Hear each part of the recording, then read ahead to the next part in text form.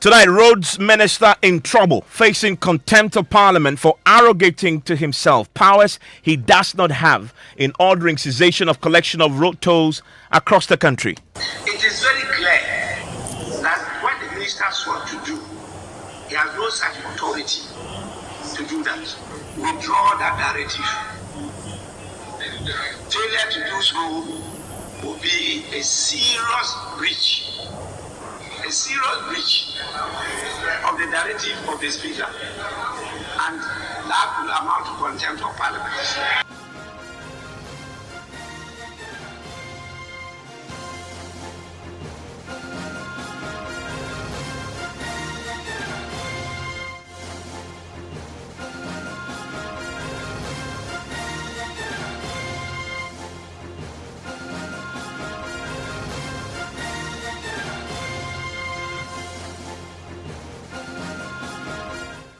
This is Top Story with Evans Mensah.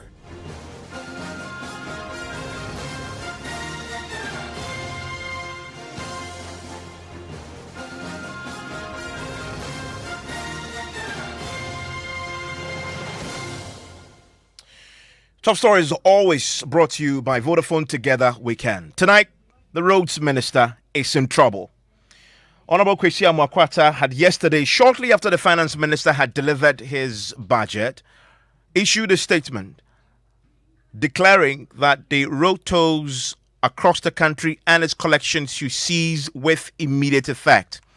And this, he says, was in furtherance to the finance minister's announcement in Parliament, the government's intention to indeed scrap road tolls across the country, road and bridge tolls across the country. Well, it turns out today in Parliament that the minister lacked the powers to order the cessation of the collection of road tolls.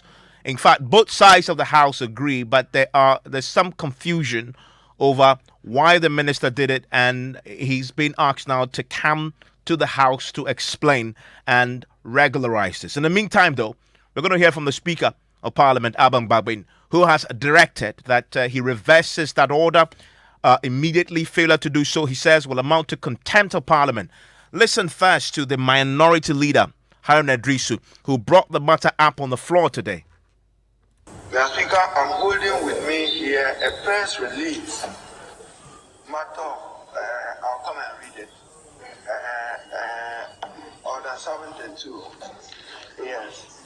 By the indulgence of the House and leave of Mr. Speaker, a member may, at the time appointed for statements under Order 53, Order of Business, explain a matter of personal nature or make a statement on a matter of urgent public importance. Mr. Speaker, the rest the answer will come here. Mr. Speaker, yes, I'm raising a matter of urgent public importance. Urgent public importance. Mr. Speaker, I have with me here a press release with the heading Cessation of Roads and Bridge Toll Collection Nationwide.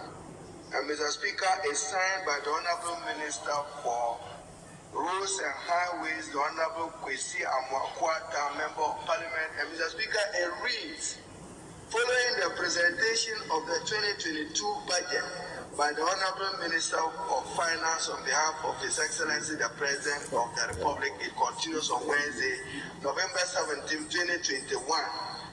And Mr. Speaker, this is for the purpose of my public statement.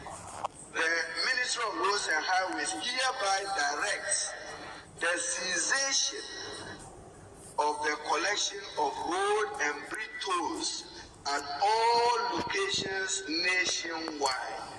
This directive takes effect from 12 a.m. on Thursday, November 18, 2021. The Speaker, in further reads, the Motor Traffic and Transport Department of the Ghana Police Service will be on hand to provide security at the toll location from the effective date.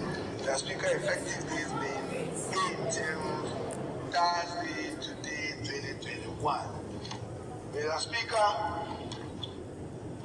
the Honorable Minister for Roads must be told that this action and conduct of his is in excess of his powers as minister and an attempt to dilute the mandate and authority of this august house, Mr. Speaker. Well, the Speaker of Parliament agreed and issued a firm directive to the minister. The minister, at paragraph 1151, also stated, Mr. Speaker, we want to thank this August House for the continuous support we have been receiving over the years. We will count on you for approval and support to implement the budget for the transformation of our country. The budget here is referring to is what is presenting the House. And so, until this budget is approved, all what is contained in the budget are proposals. We have the authority to approve. Until they are approved, nobody, and I mean nobody, has the authority to start implementing something that doesn't exist. The minister, because this is not a court of law, might have misunderstood or misapplied the law. And so it's for us to draw his attention and tell him that you have no such authority. It is very clear that what the minister sought to do, he has no such authority to do that. And so I want to clearly direct that what the minister has released is complete brutal fooling. It means it's an empty boast. It has no effect. It's proper for us to direct the minister, a member of this house, to honorably withdraw that directive. Failure to do so will be a serious breach of the directive of the Speaker, and that will amount to contempt of Parliament. Well, the majority leader also challenged the Speaker, Alban Gbagben's directive there, also insisting that the Speaker also lacked the authority to issue the directive the way he's done. I want to know, I can see the majority leader is following your own statement. And I thought that on this occasion, the Speaker, with the greatest respect, cannot issue directive on his own to the minister. You cannot. It should be a decision of the House, that the House takes exception to this. And that, because this is not a ruling. Please, a directive, can you please listen? A directive is not a ruling. A directive, as the Speaker is saying, is not a ruling.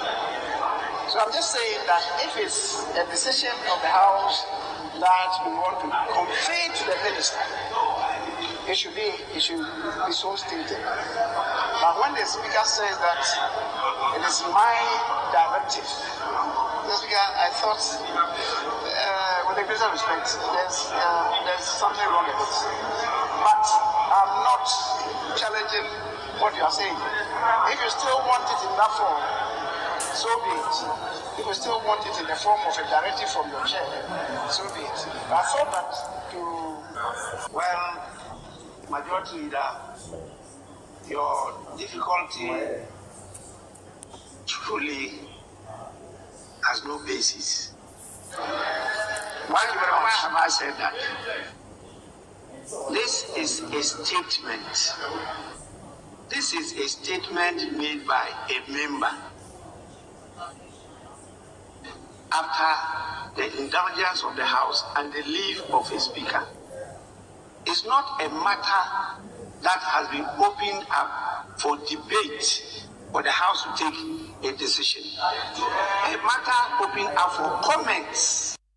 Okay, let me take you live to Parliament. My parliamentary correspondent, Parker Wilson, joins us on the telephone line. Parker, so from what I just heard, does that mean that the Speaker's directive stands? According to the directive stands, and that is expected. Hello, Parker? Okay, we may have lost Parker there. But still in Parliament, though, the Chairman Sabungsu himself seemed to have come around. He agrees that the minister may have heard and that the right thing for Parliament to do is to invite him to come and give them further and better particulars on this. He also appears to have been explaining some reasons why the sector minister took the decision he did last night. Parker, the Chairman Sabungsu, did he provide any clarity on why the context, why the roads minister may have taken the decision he took last night? Well, there was a bit of justification on the side of the majority leader, Chairman Sabungsu, when he argued on the floor that the information he received yesterday was that following the announcement of the budget presentation, there was some confusion and. Hello, Parker. Okay, we may have lost Parker there, but we can listen to Chairman Sabungsu's point on this. I think the issue emanates from the budget presentation when the minister came and gave a strong indication that that was going to happen. I agree with the minority leader that we have not yet even started the debate on the policy and principle, let alone to vote on it, as we have indicated next week Friday. So the matter has not been concluded, and Parliament ought to conclude it for the minister to ordinarily thereafter come with a directive. I agree. The Speaker, my understanding is that yesterday, immediately after the delivery of the budget, confusion arose at the various toll booths.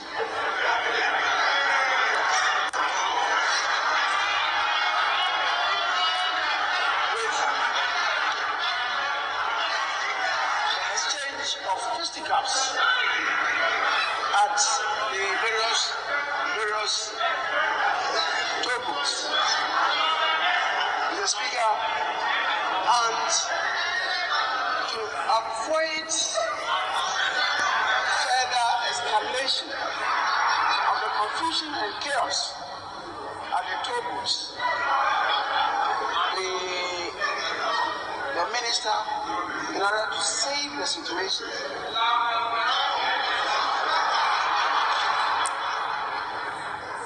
came with that directive.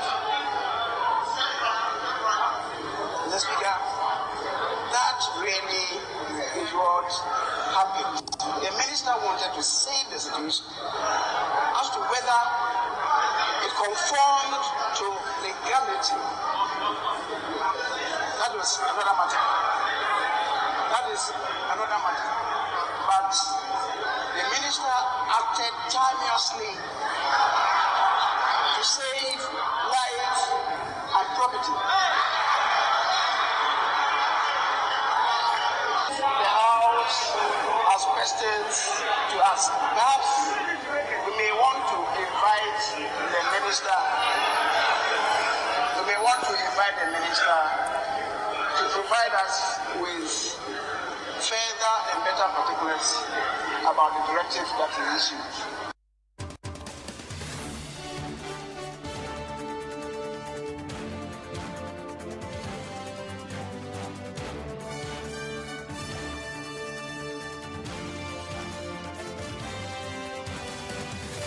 Let's go to Parliament. Let's get some clarity on what this means now for the decision that has been taken. And if you're driving in any toll area, you probably would have noticed, I did this morning, all the toll booths were closed, the collectors weren't there.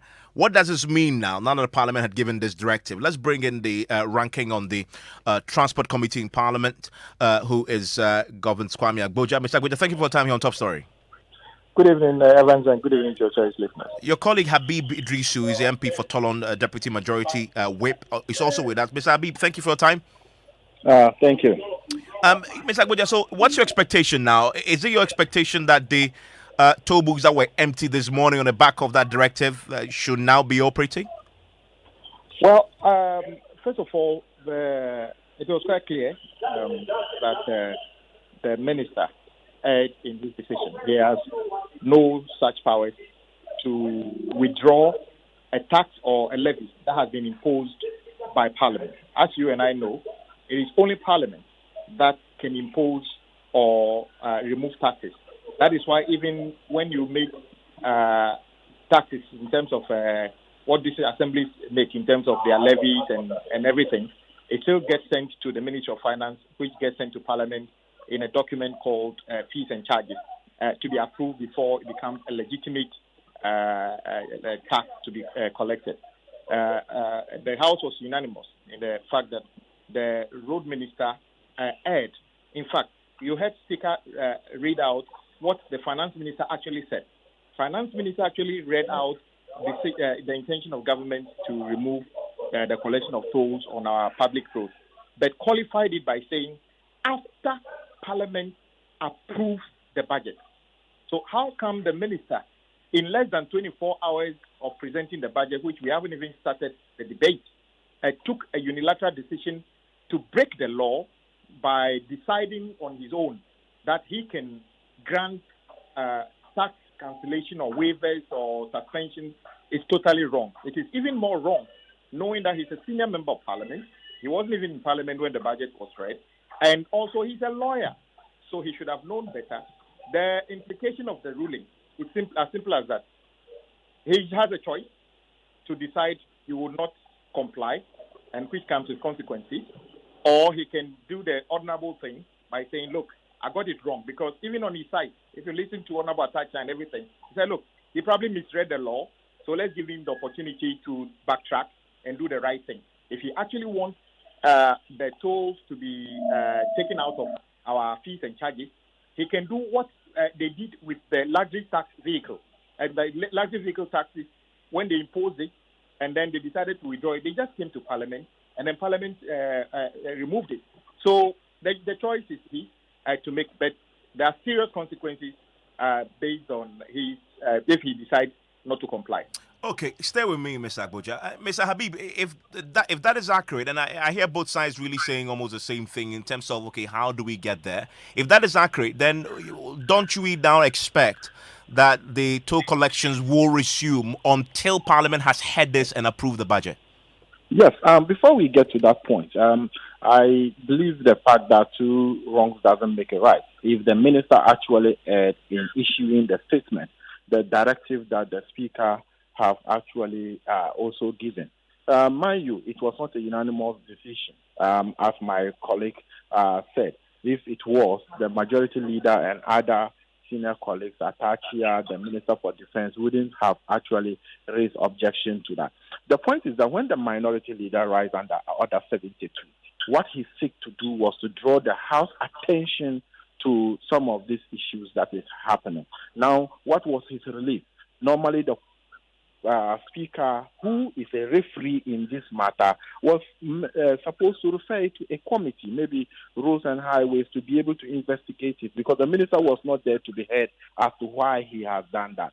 The budget that was read by the finance minister did not direct that the next day or so the toll levy should be scrapped immediately. If you read the budget very well in paragraph 1152, the 1151 rather, the finance minister said, and with your permission, I just read a bit, Mr. Speaker, we want to thank the August House for the continuous support we have been receiving over the years.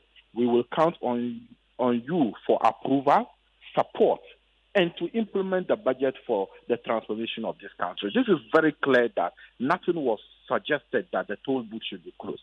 But you see, Parliament make laws, but Parliament doesn't implement the laws that we make. If we say that the road minister should take levy or should not take levy, we make the laws, we sit down, then the road minister needs to be able to implement it. Now, if there is something otherwise to the laws that we make, then a committee will be asked to investigate to actually ascertain whether what the road minister said he has breached or he has contravened the laws that we made in Parliament. In actual sense, that was what the Speaker ought to do. So in this case, the Speaker directed that the road minister should withdraw the search directive or be in breach of contempt of Parliament. It is the matter of discussion now. But it is clear in the budget that the budget needs to be approved before directive or pleadings in the budget can actually be accepted. Okay, so you're saying that the Speaker of Parliament breached procedure? Yeah, that is the main issue, the majority side. So what is the effect of that? If your position is upheld, does it mean that the Speaker's directive is also null and void, which then means that the tolls will still be suspended, although you agree that the roads minister will also add? Yeah, so simply, what the Speaker ought to have done was that after the minority leader rise under Order 42 was to say that since this is a public, I have referred this matter to the Committee on Roads and Transport to be able to report back to the House if actually it has happened. But mind you, this morning I was driving around the Tema Waterway and other places, and you could see, Ghanaians, normally the way we receive messages, we will not go detailed as me and you will read it and understand that the budget that was read, they said they should scrap toll levy, will definitely need to go through a process for the budget to be approved, for the appropriation to be done before it will be implemented. So many toll booths today, I have received information that, truck drivers and other people were saying that they have scrapped the toll levy, so why are they saying that they should pay another thing? With that kind of confrontation. But Mr. Habib, I'm pretty confused what you're saying. The roads minister has directed that by midnight, toll should cease.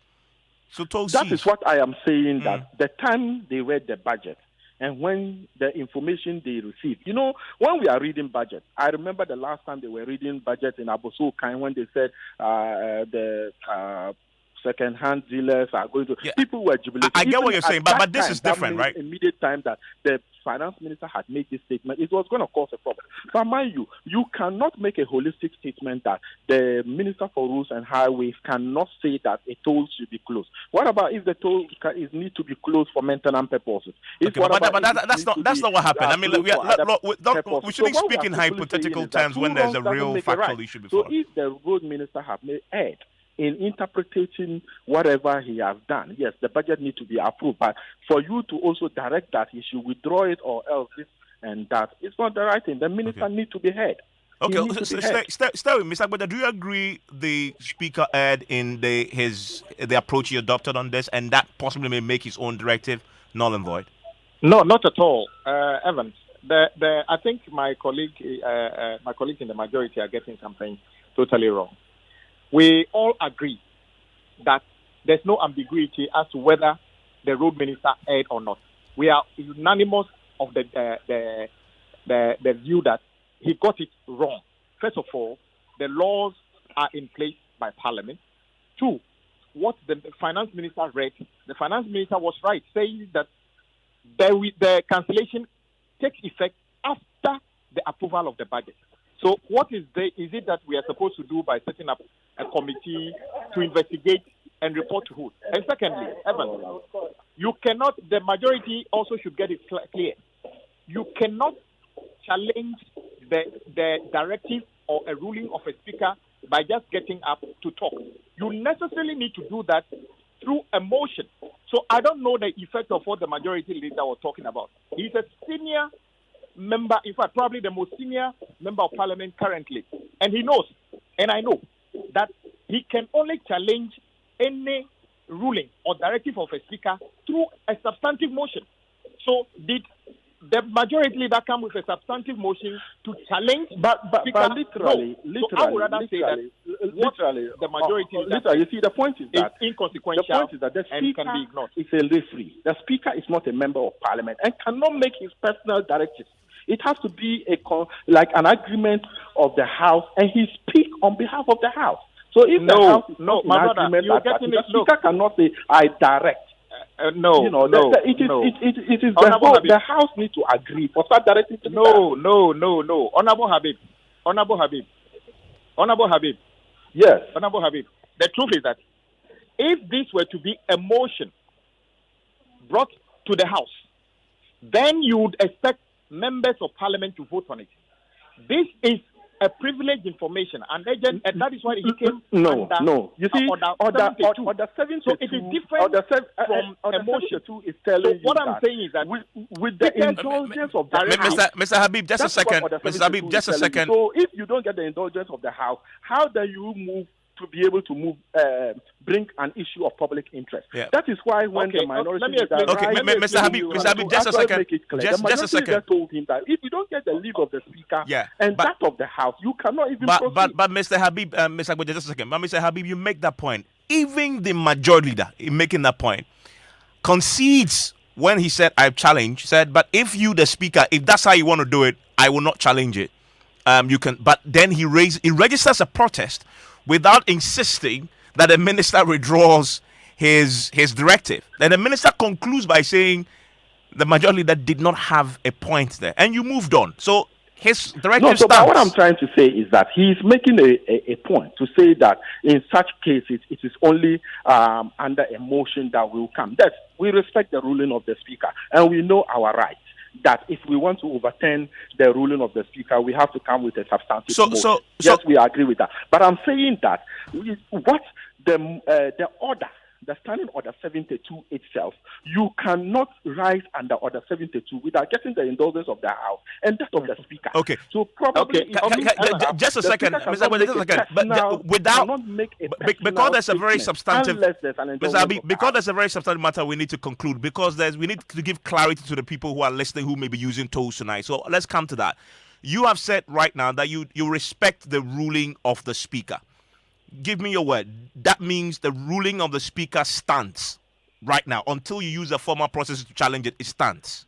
Yeah, what is not in doubt is the fact that the budget as it was read cannot be implemented until it is approved by Parliament. So at the moment, the budget hasn't been approved by Parliament. We are yet to even start the debate of the budget. So that is why if you look at the majority side, apart from procedural error, we said that yes, definitely you can't implement the budget until it is debated. So Mr. Habib, what you're saying is categorical, and I'm asking this because thousands, millions of people are listening and they're in traffic, possibly using tools. What you're saying is that based on the rules that govern debate around budgets, this toll collection should continue until you approve it, correct? Yes. Okay. And I did that with the emphasis on the budget in paragraph 1151, which states that the House definitely will need to approve the budget for it to be implemented. Mr. Agboja. Yes, I think I agree with my colleague. If it's government decision to remove the toll, it has to come through Parliament. And since it didn't come through Parliament, the status quo stays. Thank you, gentlemen. So if you're listening to us tonight, I guess it's pretty obvious now. You should expect the toll booths to start operating until Parliament approves this, and then it becomes formal. So at least in the next month or so, from everything I've heard right now, and with your clarity as well, we've all got a clarity right now, tolls should resume. And I mean, I won't be surprised if you start seeing the tolls resume possibly midnight tonight or early tomorrow morning. That's the clarity we got. We'll try and get the transport minister himself subsequently to bring final clarity to this. But as far as Parliament is concerned, and they reserve the final authority on approving budgets, that's the view in the House, and both sides agree. This is Top Story. Your views are welcome. Newsnight starts in a minute.